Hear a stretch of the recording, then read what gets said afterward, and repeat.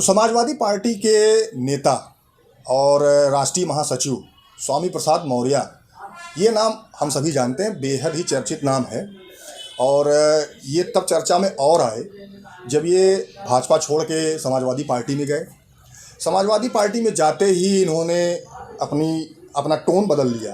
पहले कभी ये जब भाजपा में थे तो समाजवादी पार्टी और अन्य पार्टियों के विरुद्ध बोलते थे, लेकिन भाजपा छोड़ के जब ये समाजवादी पार्टी में चले गए तो इन्होंने भाजपा और हिंदुओं के भी खिलाफ बोलना शुरू कर दिया। और ऐसे में इन्होंने रामचरितमानस की प्रति भी जला दी, तो जिसको लेकर पूरे देश में काफ़ी विरोध प्रदर्शन हुए, विरोध किया गया इनका। और समाजवादी पार्टी के जो राष्ट्रीय अध्यक्ष हैं और विपक्ष के नेता माननीय अखिलेश यादव जी, उनसे भी ये कहा गया कि भाई स्वामी प्रसाद मौर्य को पार्टी से निकाला जाए। लेकिन फिलहाल ऐसा कुछ हुआ नहीं।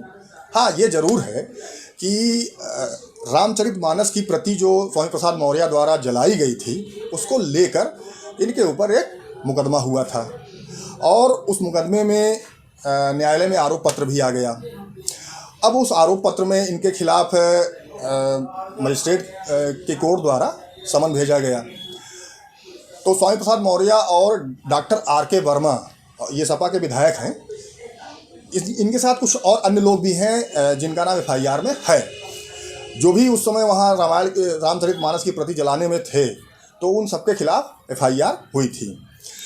इस समनिंग आदेश और FIR के खिलाफ स्वामी प्रसाद मौर्य द्वारा ऑनरेबल हाई कोर्ट की लखनऊ बेंच में पिटीशन दाखिल की गई थी कि भाई जो आदेश हुआ वो गलत हुआ।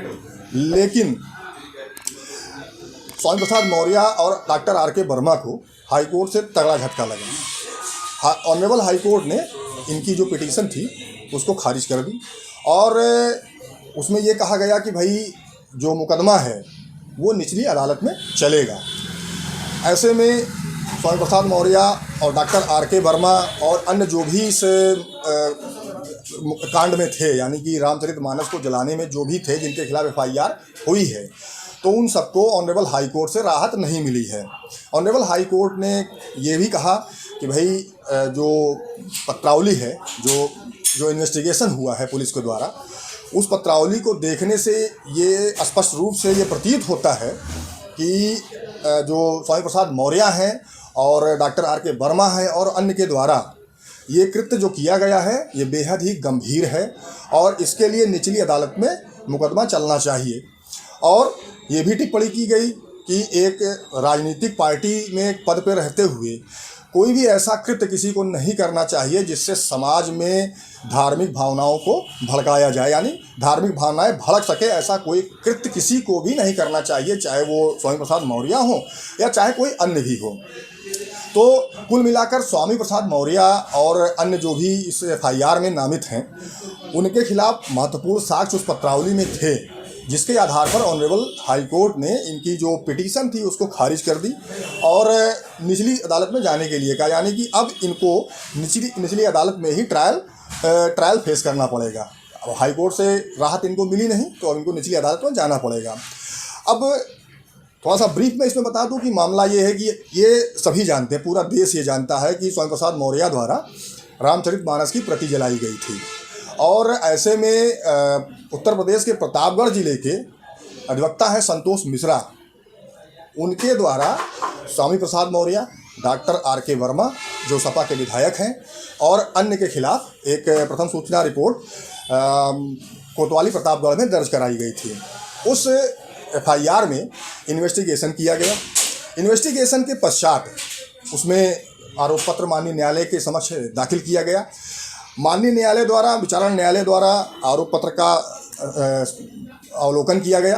अवलोकन के पश्चात जो ट्रायल कोर्ट थी, ट्रायल कोर्ट को लगा कि नहीं, जो चार्जशीट लगी है, जो आरोप पत्र लगे हैं और जिनके खिलाफ लगे हैं, वो आरोप पत्र जिन लोगों के खिलाफ लगे हैं उनके खिलाफ महत्वपूर्ण साक्ष्य हैं और इनके खिलाफ ट्रायल चलना चाहिए।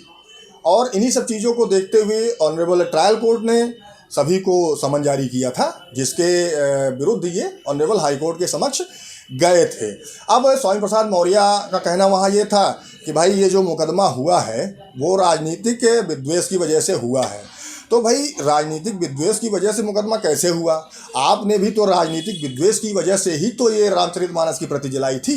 तो आप ये कैसे कह सकते हैं कि भाई रामचरित जो ये मुकदमा हुआ वो राजनीतिक विद्वेष से हुआ है? यानी कि ये चीज़ें पूर्ण रूप से इनकी गलत हैं और ये चीज़ें न्यायालय ने भी देखी हैं। तो कहीं ना कहीं स्वामी प्रसाद मौर्य का ये कहना बेहद गलत तर्क है कि जो मुकदमा हुआ है वो राजनीतिक विद्वेष से हुआ। इनकी एक गलती की वजह से जो इन्होंने ये रामचरितमानस की प्रतियां जलाई, अब सोचिए कि पूरे देश में इसका विरोध हुआ, पूरे देश में हंगामा हुआ और माहौल ख़राब होने की स्थिति पैदा हो गई थी। तो ये जो कृत्य इनके द्वारा किया गया ये बेहद ही गंभीर था। अब दर्शकों, छोटी सी बात है कि भाई जब तक ये भाजपा में थे तब तक तो इनको पूछा जाता था। अब जब भाई अगर आदमी को मीडिया में आना है और ये अपने आप को दिखाना है कि हम अभी भी हैं, तो कोई ना कोई ऐसा कृत्य किया जाएगा जिससे लोग उनके बारे में जानना शुरू कर दें, मीडिया वाले उनकी बाइट लेना शुरू कर दें, उनकी कवरेज शुरू कर दें। तो ये सारी चीज़ें उन्होंने हो सकता है इसी वजह से की हो कि लोग फिर से हमको जानना शुरू कर दें। अब इनकी बेटी जो है संघमित्रा मौर्य, वो भाजपा से सांसद हैं और ये भी कभी भाजपा में थे लेकिन अब ये फिलहाल सपा में चले गए हैं। तो पूरा मामला यही है दर्शकों।